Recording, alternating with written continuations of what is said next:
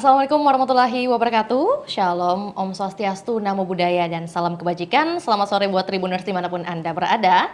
Salam sehat dan juga salam bahagia untuk kita semua. Jumpa lagi bersama saya Fiorena Jiretno, dan kali ini dalam program Tribun Business Forum edisi Kamis 7 Agustus 2025 Tribuners, tentunya kita sudah mengemas perbincangan juga dengan tajuk Tren Otomotif Indonesia Timur di Era Efisiensi. Nah, ini kita sudah mengemas perbincangan dengan tajuk tersebut karena kita juga punya isu yang akan dibawakan pada hari ini, bagaimana kemudian kendala di geografis atau kemudian infrastruktur, atau juga saat ini era efisiensi, pengetatan anggaran, atau juga bahkan mungkin inovasi-inovasi yang dihadirkan dari pelaku industri otomotif yang hadir bersama kita, bagaimana kemudian menghadirkan produk-produk yang bisa hemat bahan bakar gitu ya Pak. Nah, bersama kita sudah hadir beberapa narasumber yang akan menemani Vio berbincang beberapa menit ke depan. Ada Bapak Suryadin, bagian dari General Manager Marketing Kala Toyota. Selamat sore Pak. Selamat sore Tribuners, salam semangat, sehat selalu. Salam semangat. Baik Pak Adin, di samping Pak Adin ada Pak Arfan Afian selaku Kepala Cabang Astra Daihatsu Makassar Urip dan Bone. Selamat sore Pak Arfan. Selamat sore, halo Bapak Ibu Tribuners, salam sehat selalu. Amin. Baik, di samping Pak Arfan tak lupa juga ada Pak Edgar Bayu Sidarta selaku bagian dari National Operation Head PT Boswa Berlian Motor. Selamat sore Pak Edgar. Selamat sore Tribuners, salam destinasi. Oke, salam destinasi Pak ya, baik. Salam destinasi, salam sehat dan juga salam bahagia. Paling penting adalah salam wawasan yang akan dibagikan pada sore hari ini Pak. Terima kasih sudah berkenan hadir di studio Tribun Timur Pak, sekali lagi. Dan baik ya, dan hari ini bagaimana kemudian kita mau mendengarkan informasi dari pelaku-pelaku industri otomotif yang sudah berkesempatan hadir di studio kita hari ini mengenai tren penjualan mungkin ya Pak di kawasan Indonesia Timur khususnya di era efisiensi ini, kemudian apa saja strategi yang telah atau akan dihadirkan,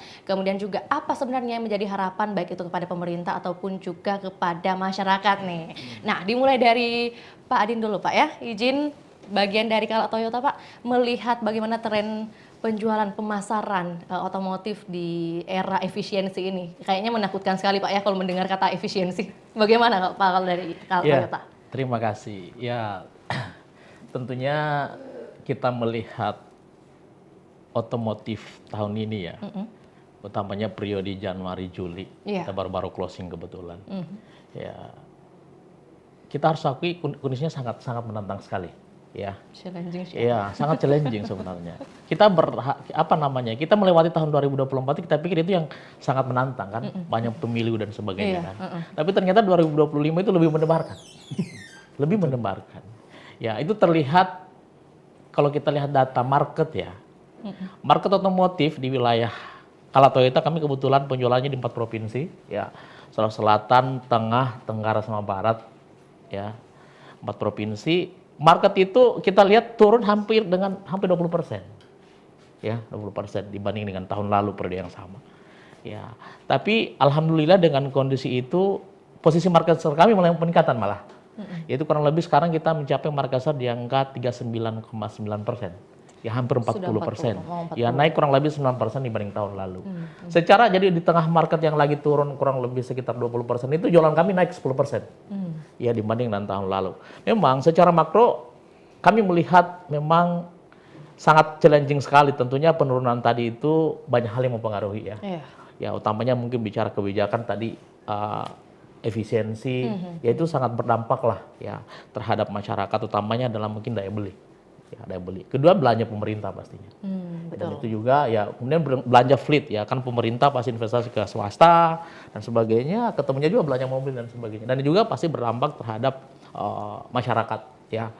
Apalagi kalau bicara Toyota ini kan pilihan modelnya sangat banyak, dari kelas LCGC, ada medium, ada yang prime, ada yang premium dan sebagainya, ada komersil juga.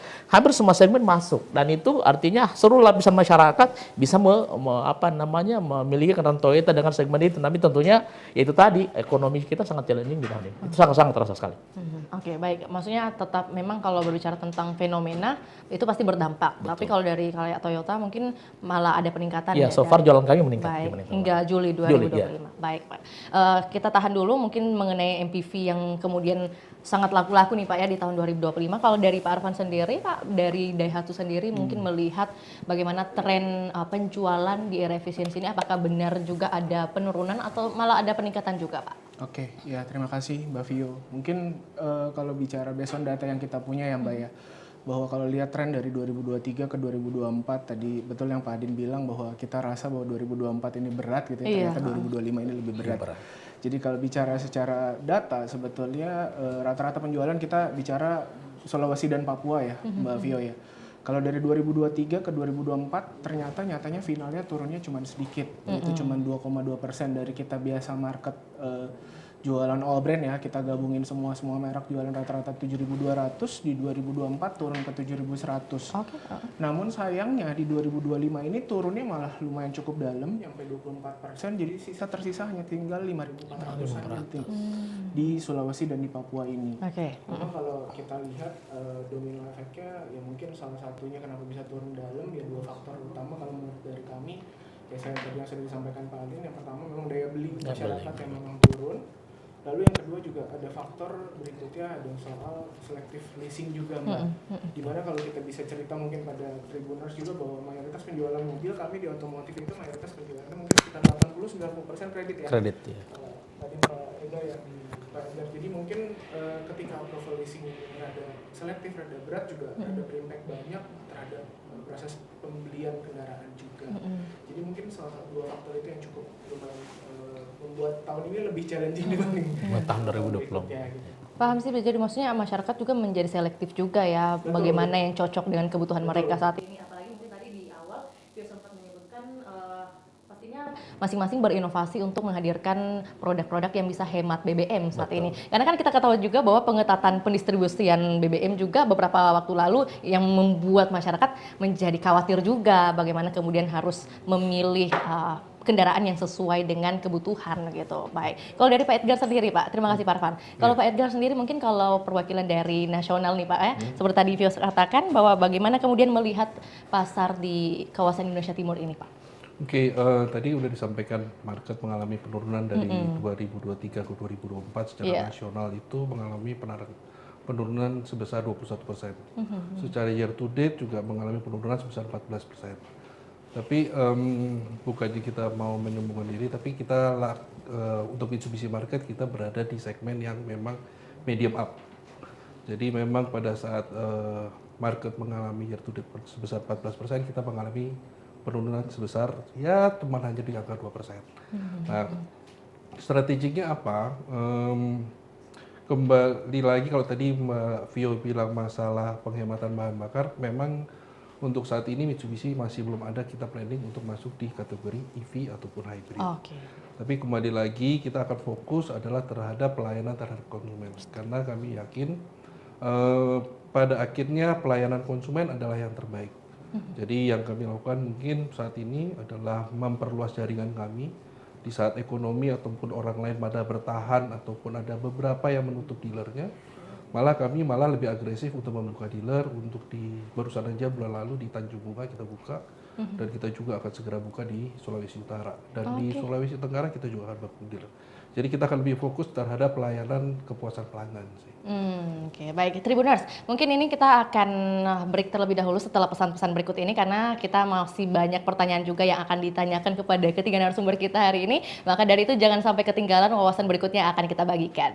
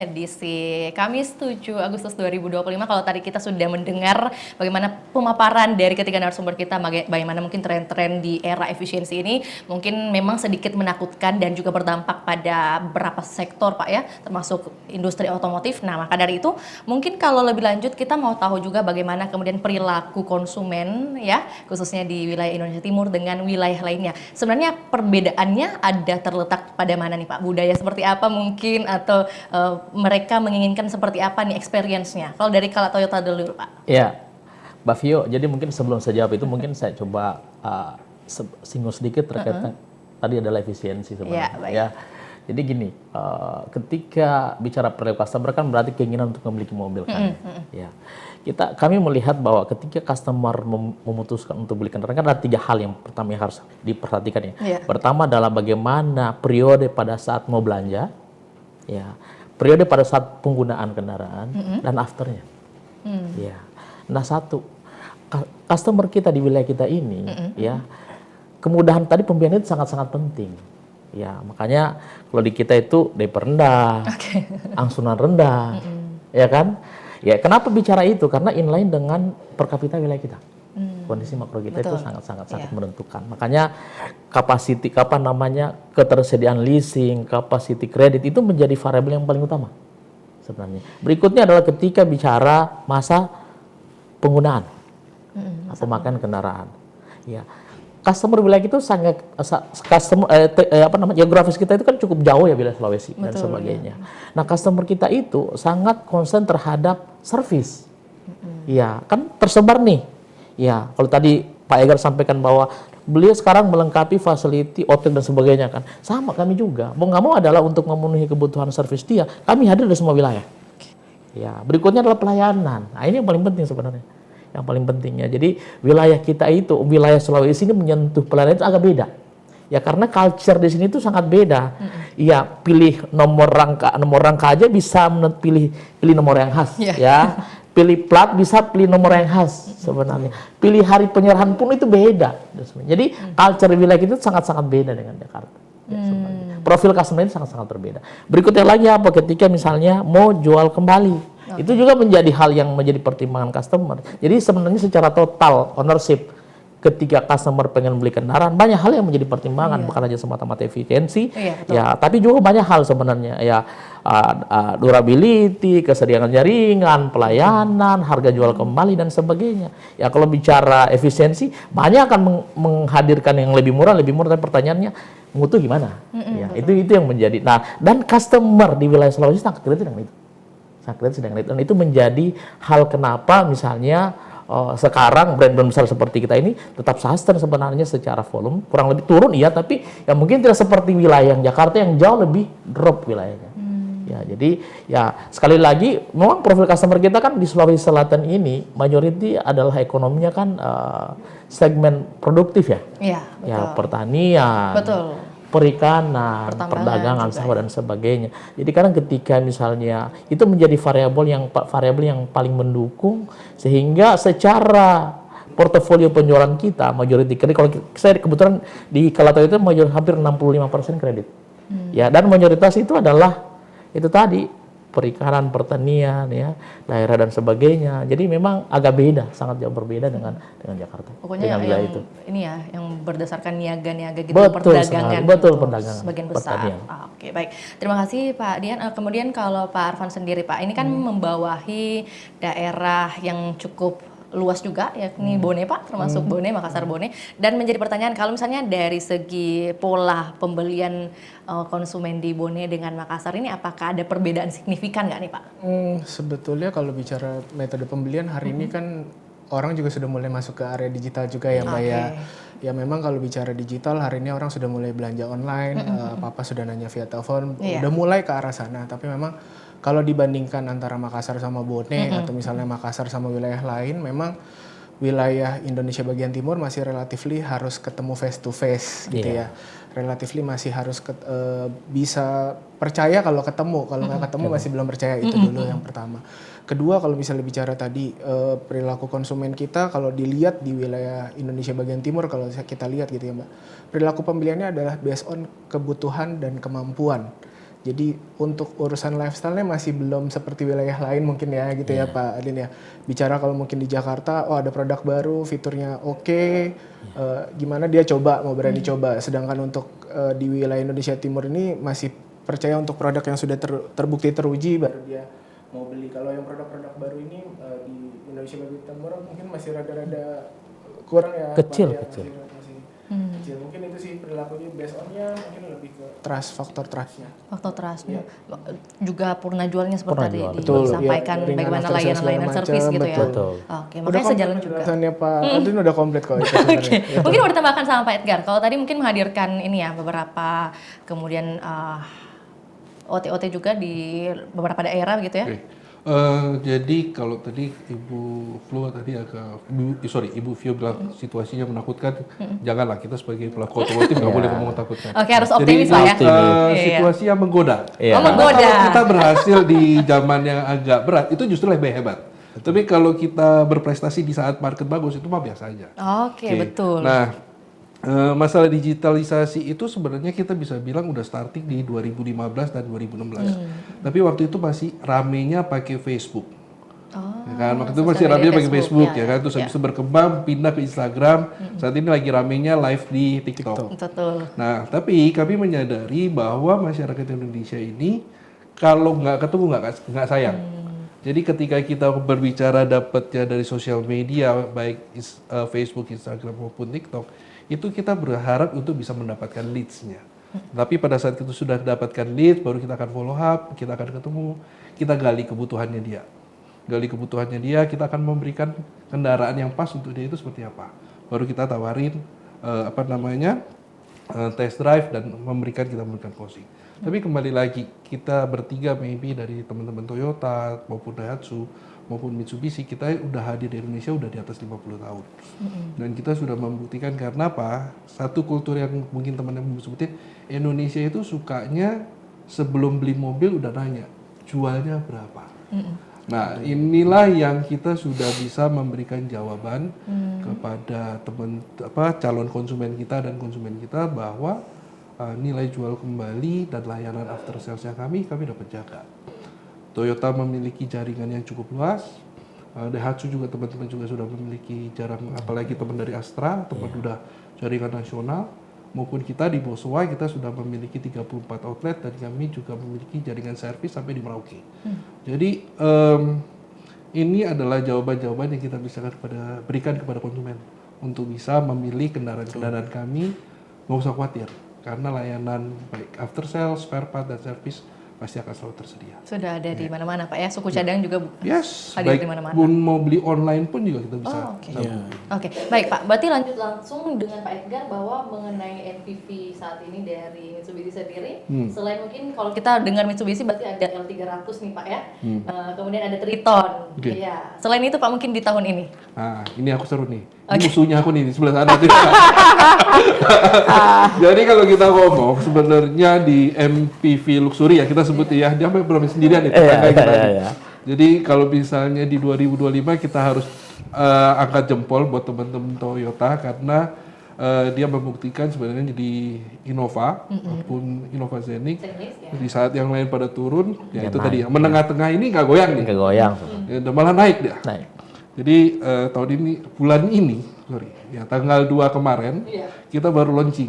Nah, makanya tadi saya bilang salam destinasi. Karena kita udah keluar di destinator. Jadi, permisi Pak Adin.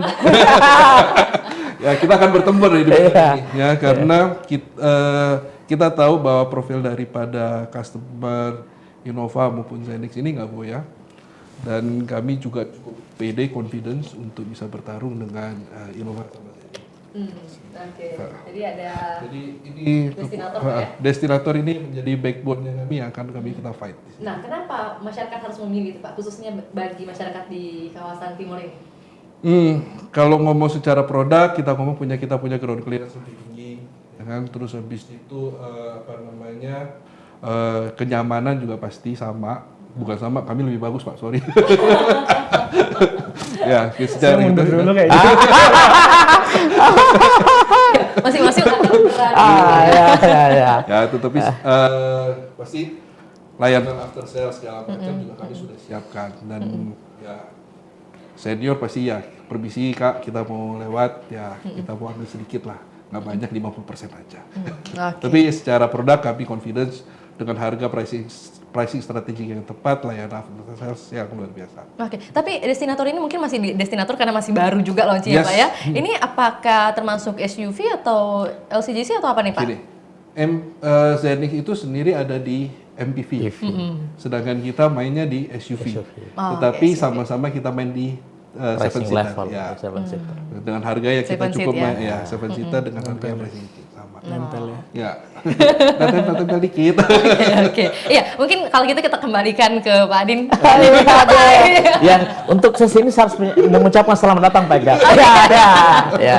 Jadi gini sebenarnya, bagi kami adanya Friendboy itu adalah sebuah fenomena yang menarik ya. Artinya kenapa satu menjadi solusi buat customer, ada pilihan yang berbeda. Ya, itu menarik dalam artinya begini, market pemain semakin banyak, model semakin banyak, ya customer juga makin bervariatif di tengah kondisi dia memiliki kebutuhan yang berbeda gitu loh ya. Ada yang butuh MPV, ada yang butuh SUV. Ya, tapi sekali lagi kami Toyota bahwa ya artinya tadi Pak Edgar sudah singgung bahwa journey kami sudah cukup panjang, sangat panjang lah ya. Bicara misalnya kita di MPV ada Zenix misalnya. Zenix itu kita ada dua, ada gasolinnya, ya, ada dieselnya, ada hybridnya. Dan memang alhamdulillah tadi di tengah market yang turun tahun ini ya dibanding tahun lalu hampir 20%, itu Zenix salah satu segmen yang malah mengalami kenaikan yang signifikan. Iya, Zenix ya, Innova sama Zenix itu hampir sekitar 50%. Jadi makanya kenapa saya punya jualan catatan naik signifikan. Ya, jadi kami lihat bahwa di segmen medium up ya pricing di atas 375 ke atas itu sebenarnya kurang lebih marketnya nggak terlalu goyang banyak sebenarnya. Yang paling fluktuasi itu di bawah harga 375. Ya.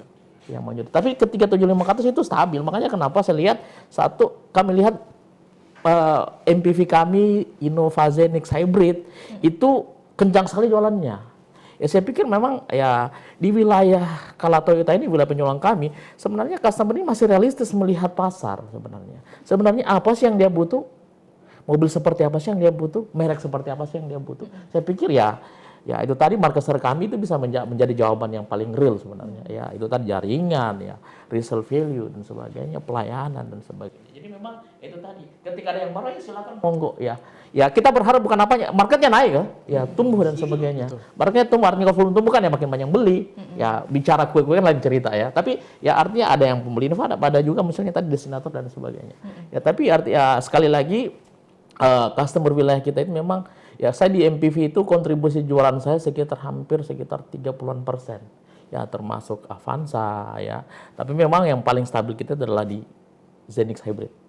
Ya, Toyota Hybrid. Oh, ya. Oke. Baik, tapi tak ketinggalan juga ya Pak, kalau dari Daihatsu kan ada juga Pak yang kemudian menjadi unggulan ya, kalau untuk MPV, kalau nggak salah adalah Xenia Pak ya? Yes, betul. Tapi kalau misalnya kita bicara di Indonesia bagian timur sendiri Mbak Vio, justru jagoannya di Daihatsu ini justru malah Grand Max Pickup, Sigra sama Hilux. Ya. Tadi mau saya sebutkan tapi takutnya salah juga nih Pak. Grand Max Pak Betul, ya, karena Grand dikenal Max. efisien dan juga terjangkau Pak ya? Betul, sudah dari 2007 Mbak. Jadi kalau bicara produk mungkin yang jadi backbone kita saat ini memang ada di Grand Max Pickup. Total kontribusi jualan kita dari Grand Max Pickup itu kurang lebih 49%. Di ranking keduanya ada Sigra di 33%, lalu berikutnya ada Ayla di 22%. Ya memang secara kita servisnya memang di segmen menengah bawah ya. Jadi memang produk-produk itu yang memang masih diminati di sini, baik dari segi keiritannya, tadi efisiensi maupun ketangguhannya. Namun kita juga di Daihatsu tetap ngikutin perkembangan zaman, tetap juga ngikutin kebutuhan customer Mbak. Dimana di minggu kemarin juga kita ada launching satu produk baru, yakni Rocky Hybrid. Ya, jadi ya sudah mulai masuklah ke ranah-ranah sana gitu ya, efisiensi dan ramah lingkungan kita sudah mulai masuk juga ke sana. Gitu. Udah ditampilkan juga di Gias Kak Pak? Sudah, 2025 ini ya Pak? Ya, sudah. Okay. Jadi kalau bacanya Pak Arfan, apakah kemudian konsumen sekarang ini butuhnya yang tahan lama atau yang efisien dari segi BBM nih Pak? Nah, kalau bicara soal itu balik lagi ke segmen mana yang kita serve. Mungkin brand saya sama brandnya Pak Adin sama Pak Edgar mungkin ada berbeda. Karena tadi kita serve ada di segmen menengah bawah yang memang dua-duanya jadi penting gitu. Karena dengan budget yang sudah di-spend, dia sudah keluarkan gimana dapat operasionalnya tetap efisien. tapi juga secara ketangguhannya juga tetap terbukti teruji gitu. Jadi mungkin kalau di segmen kami ya dua-duanya penting, Mbak. Kalau di segmen kami, mungkin kalau di Pak Edgar mungkin lebih penting style gitu ya Pak daripada efisien gitu ya, karena beda-beda Mbak. Betul. Kalau kita bicara menengah atas rasanya mungkin faktor style mungkin bisa bicara gitu. Tapi kalau di segmen kami yang kami layanin mungkin bentuk style itu mungkin jadi opsi ketiga keempat Mbak. Opsi 1-2-nya tetap harus efisien, harus handal gitu ya. Untuk style mungkin bisa di rank berapa? Mungkin kalau bicara ini style yang jago nih. Ya, Adin mungkin mau tambahkan kalau misalnya strategi dari Carla Toyota sendiri, apakah kemudian menghadirkan produk baru yang memang ke arah hybrid atau mungkin lebih di atasnya lagi saat ini Pak? Ya, bicara strategi produk tentunya kan kami merujuk kepada TPM ya. Tapi actually sekarang memang ya ketika ditanya apakah customer itu efisien atau yang lain misalnya. Tapi saya pikir itu bukan variabel yang menjadi no. Tapi kalau dari kami lihat, karena kami banyak segmen ya, memang ada juga yang customer yang suka efisien. Makanya kami ada namanya Agya, kali LCGC dan sebagainya kan. Ya hybrid juga, Toyota hybrid, Zenix hybrid menjawab efisiensi, tapi menjawab juga misalnya premiumnya, iya kan. Kemudian di Yaris Cross juga ya menjawab juga efisiensinya. Ya Avanza mungkin bicara Medan dan sebagainya, Fortuner bicara Medan dan sebagainya. Jadi saya pikir ya Toyota dengan seluruh varian yang dia punya, ya efisien ada. Ya untuk ketangguhan perform kendaraan, ya Medan Sulawesi kan sangat kita tahu sendiri seperti apa kondisinya. Itu juga masuk. Betul. Ya, yang paling penting adalah itu tadi saya bilang bahwa jangan sampai kita berpikir bahwa customer ini cari efisiensi bukan semata-mata itu, tapi mereka berpikir jual long term-nya. Ya, nanti kalau saya mau jual kembali bagaimana? Ada kepastian harga nggak? Iya. Terus ketika saya perjalanan jauh, saya kenapa rusak kendaraan saya harus servis di mana? Ya, itu menjadi hal yang paling urgensi menurut kami. Makanya kenapa kami di Toyota itu sangat konsen ketika bicara pelayanan, after sales, jaringan, ya, dan paling penting ada resale value. Ya, itu karena kami bukan hanya memikirkan keinginan customer di depan, tapi kami juga memikirkan long term dia udah beli, kata di Pak Erga tadi sampaikan bahwa beli mobil itu bukan 1.000-2.000 tapi ratusan juta dan sebagainya. Jadi kami harus pikirkan jangan hanya titik di depannya, tapi kami juga total ownership-nya. Gitu. Ya, kami harus siapkan, dia jual kembali bagaimana harganya, kami bisa beli kembali nggak, kasih dengan yang baru nggak. Makanya kami ada namanya program apa, Smart Upgrade, karena kami tunggu di belakang lagi. Bapak Ibu nggak usah kemana-mana lagi, ambil Toyota nanti dijual kembali, kami tak ada lagi dengan mobil bekas, silakan ambil yang baru. Makanya kami ada namanya program Smart Upgrade. Gitu.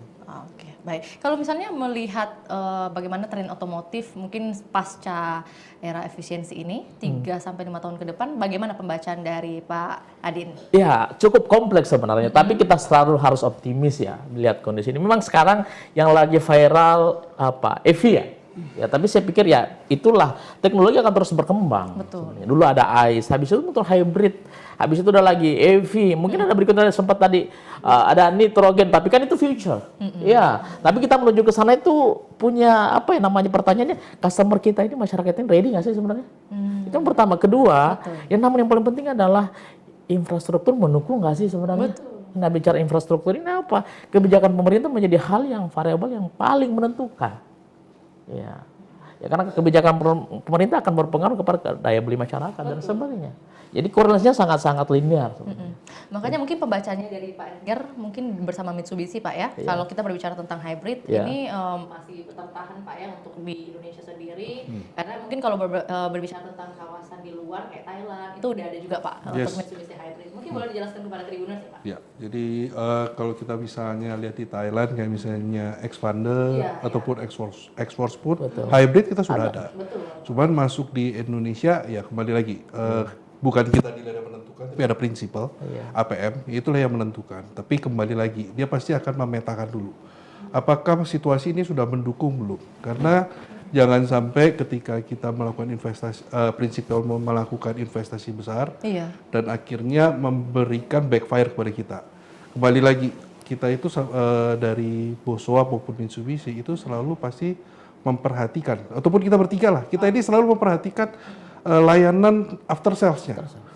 Jadi jangan sampai kita cuma jual sekarang terus tiba-tiba ada yang viral hari ini customer melakukan petisi ya kan. Nah, ini yang kita pasti kita mau jaga nih. Ya jangan sampai customer beli ratusan juta tiba-tiba hitung bulan harga turun gitu ya. kan, ada yang turun sampai 180 juta itu kan ada membuat kasihan ya kepada customer. Jadi pasti kita akan berhitung memastikan, karena apalagi tadi kalau kita di Mitsubishi khususnya adalah customer yang menengah ke atas, sedangkan kalau yang Daihatsu agak menengah sedikit di bawah. Nah kalau Toyota ini kan full nih, kan? Tapi kalau kita nih jadi harga udah 300, kalau beli mobil tiba-tiba menjadi 120 itu kan minus ya. Jadi kita lebih memperhatikan, pasti prinsipal lebih memperhatikan. Tapi kita sebagai dealer pasti akan lebih memperhatikan kepuasan pelanggan dengan jaringan yang kita dirikan. Baik sampai tadi yang saya sebutkan kita ada di Jayapura dan Merauke dan segala macam.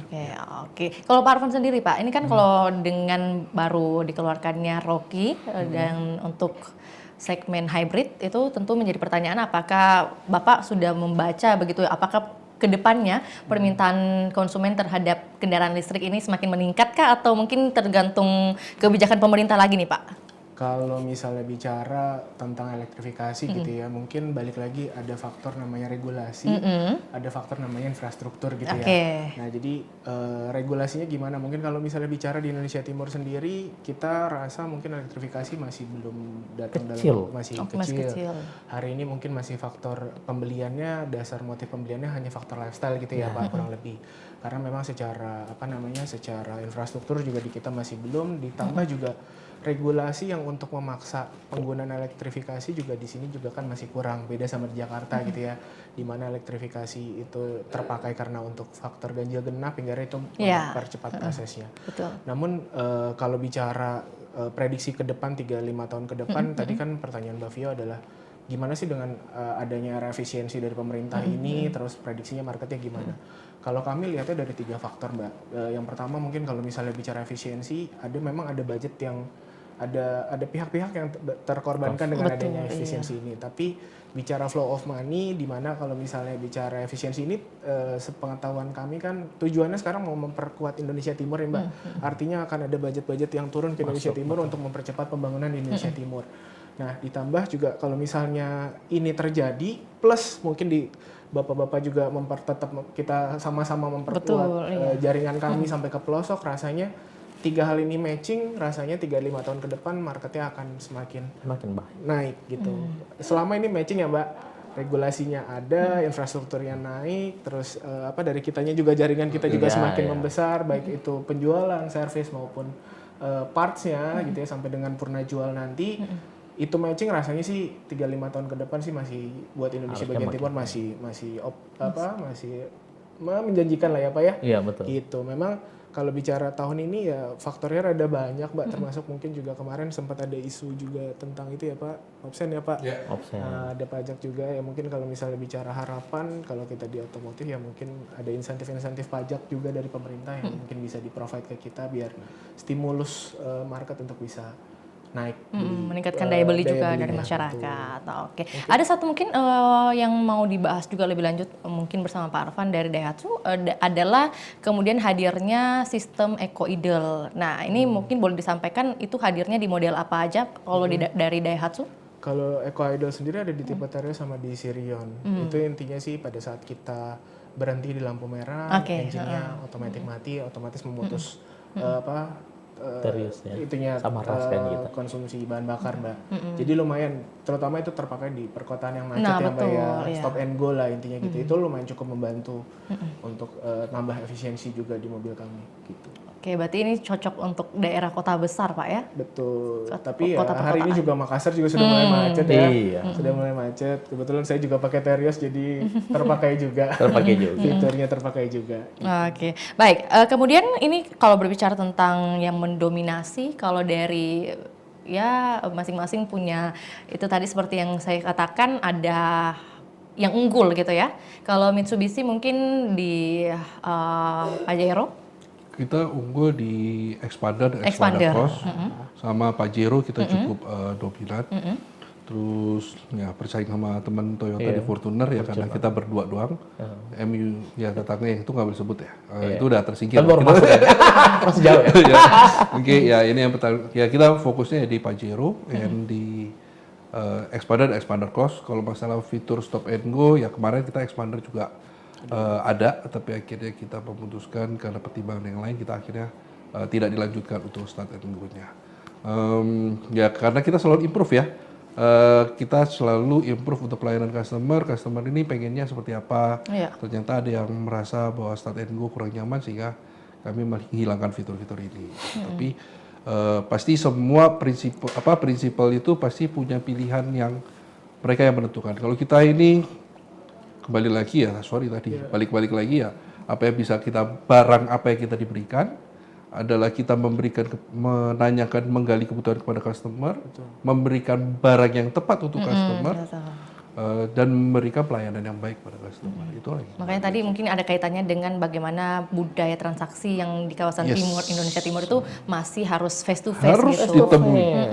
Makanya mungkin tadi yang Vio sediakan adalah pertanyaannya bagaimana kemudian digitalisasi dari segi show unit atau mungkin juga bagaimana pengalaman test drive-nya ini beralih ke digitalisasi, tapi berdasarkan apa yang sudah dituturkan masing-masing Bapak ini, bagaimana masyarakat ini lebih sering langsung kontak mata Pak ya, mendapat stimulan secara langsung. Digitalisasi tetap harus jalan, harus jalan. Tetapi untuk ketemu tetap harus jalan. Tetap harus dua-duanya. Jadi dua-duanya harus saling jalan. Harus jalan. Nggak bisa dipisahkan. Karena balik lagi produk kita produk yang bukan tadi sih. Iya, bukan harga ecek-ecek gitu ya. Ya digitalisasi tetap kita juga di company masing-masing pasti ada inovasi yang dilakukan Pak ya. Digitalisasi tadi showroom segala macam gitu ya. Baik itu customer touch point lah kita sih. Touch point. Kita tetap senantiasa develop beberapa aplikasi untuk mendukung di situ gitu. Karena ya balik lagi yang namanya digital nggak bisa kita bendung ya Pak. Tetap kita prepare. Cuman memang bicara yang tadi harus ketemu ya mungkin beberapa daerah ya termasuk mungkin di wilayah kita Indonesia bagian timur masih harus ketemu. Tapi teman-teman kita mungkin yang di Jawa juga sudah mulai berkurang tuh faktor ketemunya mungkin gitu ya. Jadi nggak dipukul rata satu Indonesia harus ketemu, nggak juga Mbak. Tergantung balik lagi di culture wilayah masing-masing. Atau kayak ini mungkin karena faktor jarak juga Pak ya? Kalau misalnya mungkin di Jawa mungkin udah enggak juga dari ya? Mamuju ngambil mobil ke sini. Juga. Dari Mamuju dari mana ya? Kita juga ada sometimes itu yang ABK itu lifestyle TikTok live TikTok itu tiba-tiba datang balik langsung belum ada juga ada. Langsung transaksi Pak ya? Langsung transaksi juga ada. Memang digital itu memang journey future sebenarnya. Ya, tapi di Kalatepe juga ada namanya Toyota sekarang. Itu akan menjadi solusi masa depan. Tapi sekali lagi itu tadi customer touch point penting. Ya, jadi nggak bisa paralel kita jalan step to step. Tapi strategi kita memang akan menuju ke sana. Ya aktivitas sekarang mungkin tadi kayak kita di pameran sekarang ada live TikTok. Ya gathering online masih sering-sering dilakukan. Ya kayak gini sekarang kita masih online juga. Betul. Kan, tapi touch offline ya belum bisa hilang. Ya test drive itu ya customer itu masih pengen rasain kendaraannya gimana saya bawa, ya drive seperti apa, belokan dan sebagainya itu jadi ya itu belum hilang dan saya pikir nature customer Sulawesi itu ya kita lihat mungkin 5 tahun kemudian masih begitu ya sehingga kenapa dampaknya mungkin tadi Pak Edgar teman juga Pak Arfan ya kendaraan IC itu masih mendominan di kami ya kayak kalau Toyota misalnya RAS itu masih nomor 1 jualannya sampai 25%. Ini bukan hybrid.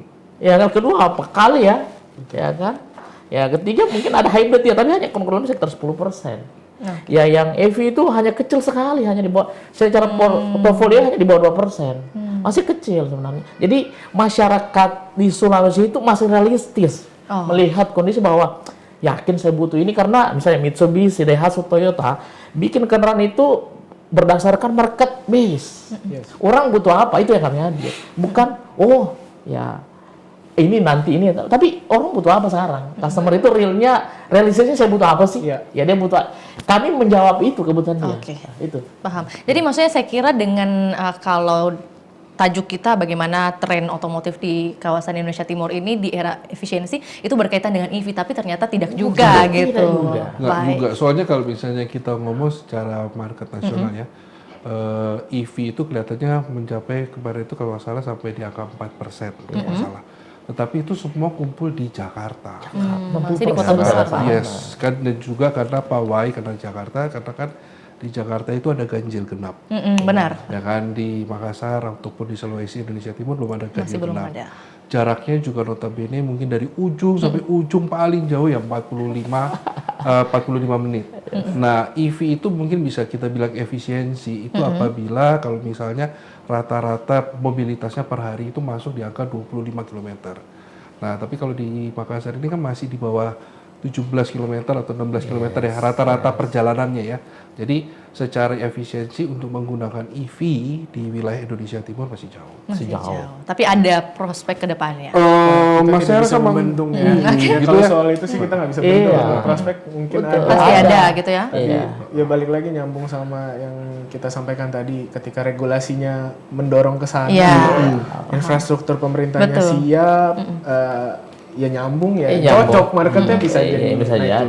Ya disitulah mungkin kita akan mulai masuk lagi. Tidak menutup kemungkinan produk kita akan masuk ke segmen sana. Iya betul. Toyota sih sebenarnya tadi Toyota listrik punya. Mungkin kita punya ada namanya BZ4X. Ya ada juga sekarang baru-baru di launching kemarin Urban SUV kan. Ya harga di bawah sekitar 700 di bawah satu lah.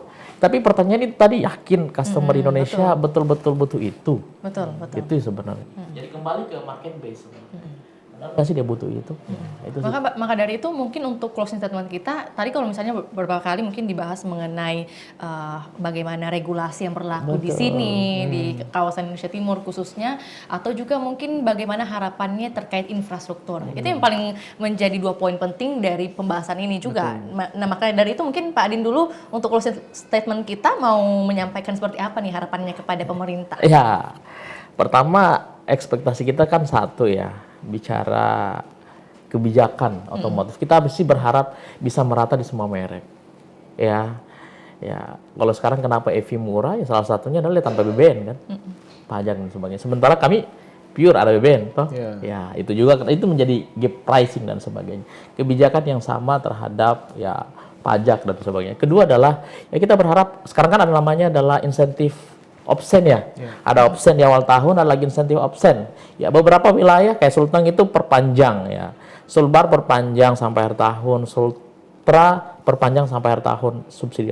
Sulsel ini yang hanya berhenti sampai dengan Q1. Ekspektasi kami bahwa ya variabel-variabel seperti ini sangat membantu buat kami di tengah kondisi daya beli lagi turun-turunnya ya, sambil kita menunggu mungkin ya efisiensi bisa berlalu dan sebagainya.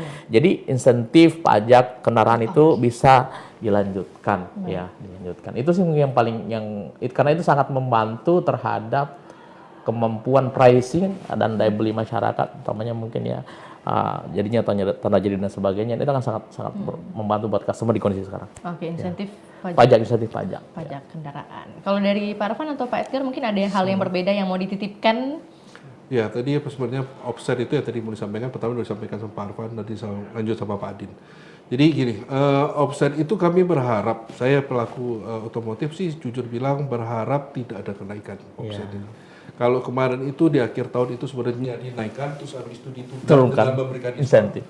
Dan sekarang ini kami juga yang tadi sudah disampaikan di Sulteng bulan kemarin mau naik tiba-tiba diturunkan lagi, malah diturunkan jadinya.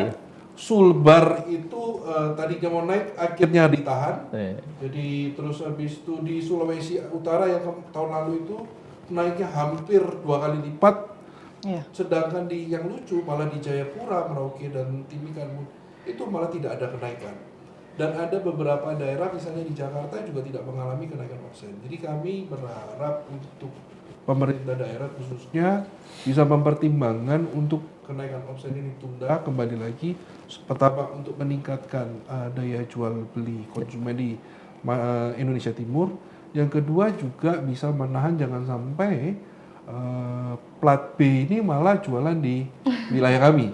Ya, karena kan itu akhirnya merugikan juga buat pendapatan daerah. Oke, dikunci Pak ya jawabannya. Terakhir mungkin Pak Arfan bagaimana yang mau dititipkan ya, sama atau lah, cocok lah. Tapi basicnya sih kita bertiga tetap dukung pemerintah, Mbak.